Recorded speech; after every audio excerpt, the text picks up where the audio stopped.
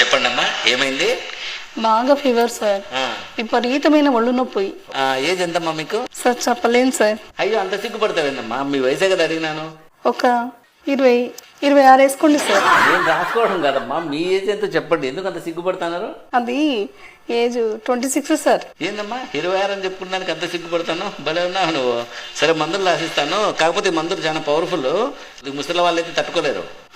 అంత పవర్ఫుల్లా? అయితే 35 వేసుకొని డోస్ తగ్గించండి సార్.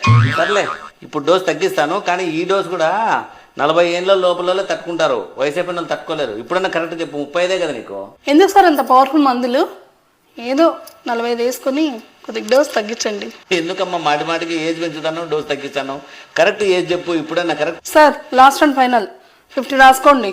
ఇంకా అంతకంటే పెంచలేను. రాసిస్తే రాసేయండి, మందులు లేకపోతే లేదు. ఏందమ్మా 50 ఏళ్ళ 26 అని చెప్పి బేరం మొదలు పెడుతుంది. భలే ఉన్నావు. వయసు రాయకండి.